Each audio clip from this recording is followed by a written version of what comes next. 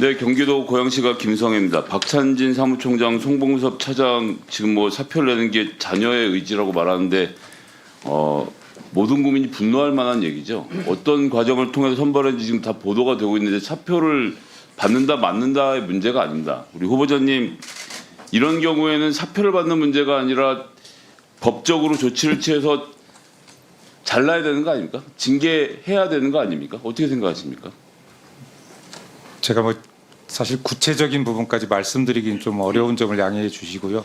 다만 그 종전에도 말씀드렸듯이 본인이나 또는 본인 가족이 그 행했던 그 행위에 대해서는 그에 상응한 처분을 받는 것이 타당하다고 생각을 합니다. 지금 선관위는 직무 배제라는 아주 희한한 정책을 펴서 한 6개월 있다가 또 뭐 잦아들면 다시 복직을 시키려고 움직이고 있는 겁니다. 그러니까 패밀리 비즈니스를 하는 사람들 대표적인 특징 중에 하나인데, 국가공무원법 제45조 3의 1항을 보면요, 공무원 채용과 관련돼서 비위를 저질러 유죄 판결이 확정된 경우에는 임용된 사람에 대해서 합격 또는 임용을 취소할 수 있다, 이렇게 되어 있고요.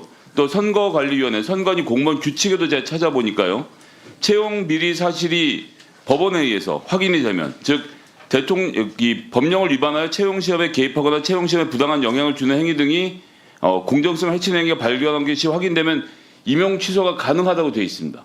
그러니까 이건 사표를 받을 문제가 아니라 선관위에서 유죄 판결을 받아낸 다음에 임용 취소를 해야 된다라고 생각합니다. 이 케이스에 대해서 말씀드린 게 아니라 이렇게 조치를 취하는 건 가능하겠죠? 예, 법에 정해진 절차가 있다면 그거에 따라 조치를 취하는 것이 마땅하다고 생각을 합니다. 사무총장님, 제가 드리는 말씀은 절차가 있습니다. 그러니까 무슨 대기발령이니 뭐니 이렇게 피해가실 생각하지 마시고. 예, 법령 검토를 저희가 다 했습니다. 지금 그 말씀하신 국가공무원법이 2021년 6월 8일 날 개정되고 그 부칙 3조에 의하면 시행일, 지금 6개월 후에 시행이 됩니다. 2021년 12월 8일로 시행이 되는데, 그 부칙 조항에 의하면 그 45조의 3, 지금 채용 취소에 대한 규정이 시행 이후에 채용된 자에 한하여 실시된다라고 돼 있습니다. 그래서 지금 저희가 그걸 다 검토를 해봤는데, 지금 연루된 10명의 그 비리 채용자 그 자녀에 대해서 보니까 한 명만 그 법 이후에 그 채용된 사람이고 9명은 지금 그 이전에 채용된 상황입니다. 예, 그래서 지금 저희가 대기발령, 제가 한 1분 가까이 말씀 들어드렸는데 도저히 더 이상 못 들어드리겠는데, 그러니까 뭐 법적으로 문제 없는데 뭔 상관이냐, 우리끼리 그러니까 그런 뜻이 아닙니다. 그래서 저희가 대기발령을 하고 하는 취지가 거기까지밖에 들을 수가 없겠네요. 예, 안타깝고요. 야, 그러니까 이제 복귀시키면 되는 거네요. 이게 사실 지금 그래서 저희도 이 부분은 저희 조직원들 사이에서도 이 분들이 책임지기를 원합니다. 그래서 스스로 그 결자 해지의 심정으로 조직을 위해서 그러니까 사퇴나 이런 의사를 조직 폭력배들 조직입니까? 누가 무슨 결심을 해서 뭘 어떻게 한다고요? 법적으로 문제를 해결할 방법이 없은 법을 그래서 지금 고쳐서 저희가 찾아야죠, 방법을. 어떻게 그래서 이렇게 지금 저희가 어떤 방법으로든지 그 정도 보기 듣겠습니다. 위해서 알겠습니다. 지금 대기발령을 한 상태입니다. 네, 그 정도 듣겠습니다. 예. 뭐 너무 어이가 없어 말씀드리기가 어려워지는데, 그러니까 이렇게 감시가 제대로 되고 있지 않은 선관위에서 이제 법대로 별 문제가 없으니까 이대로 진행하겠다라는 이야기를 후보자님 지금 듣고 계신데 어떻게 보셨어요? 그러니까 법대로 문제가 없으니까 이대로 그냥 하자. 뭐 옛날에 우리끼리 식구끼리 좀 해먹었는데 어쩌겠느냐라는 입장을 제가 이렇게 공식적인 자리에서 들을 줄 몰랐습니다. 어떻게 보십니까? 이대로 가도 되나요, 선관위? 여기에 대한 최소한의 감시, 지금 뭐 감사원이 안 된다라고 헌법재판소에서 판결을 했는데, 그럼 이런 조직은 어떻게 감시하는 게 맞겠습니까? 뭐 워낙 오랜 기간 동안 법원에 계셨으니까 식견이 밝으실 텐데요. 이분 문제에 대해서 공부를 하셨을 테고 한번 의견을 좀 주시죠. 지금 이 문제에 대해서는 이제 저도 이제 법 규정 자체를 자세히 들여다보지 못해서 좀 답변드리기 어렵습니다만은 원칙론으로는 종전에 말씀드렸듯이 책임질 사유가 있고 그게 법에 부합하는 것이라면 그에 따른 조치가 필요하다고 당연히 생각합니다. 예. 저희가요 신규 채용을 하는 자리가 아닙니다. 이 자리는 경력직 면접을 보는 자리입니다. 30년 넘게 법관으로서 훌륭한 양식을 갖추시고 여러 가지 좋은 판결을 하셨고 그것에 인정을 받아서 선관위원으로 저희가 모시고 오는 겁니다.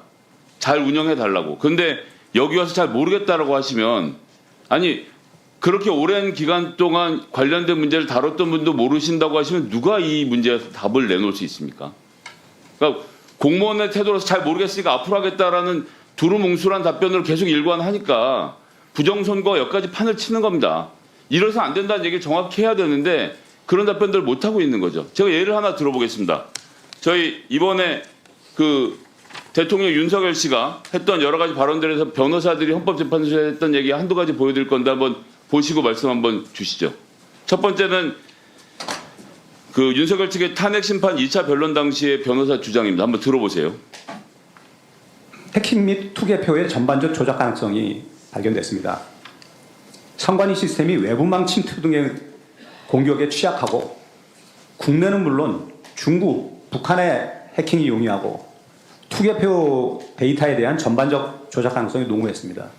자, 이거 잘 아실 텐데 국정원이 보안 컨설팅을 하던 당시에는 모의 해킹이었고 국정원은 시스템 정보 자료를 제공했고 게다가 침입 탐지, 차단 시스템, 보안 시스템을 적용하지 않은 상태에서 해킹이 이루어졌습니다. 그리고 우리나라 투개표는 투표지라는 실물에다 도장을 찍는 거잖아요. 그래서 공개 수개표라는 방식을 취하고 있기 때문에 이 정보 시스템하고 기계 장치는 보조 수단에 불과하고요.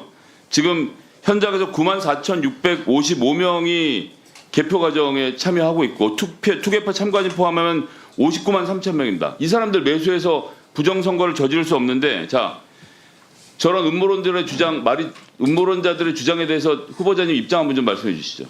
저는 부정선거가 있다고 생각하지 않습니다. 저 주장에 대해서 말씀을 달라고 구체적으로 말씀드렸습니다. 저 주장 자체가 뭐 객관적 근거가 있다고 생각하지는 않고요. 대법원 판결에서도 역시 그런 부정선거가 있지 않고 저런 조작 가능성은 있지 않다라고 명확하게 판단한 것으로 알고 있고요. 거기에 저도 동의하고 있습니다.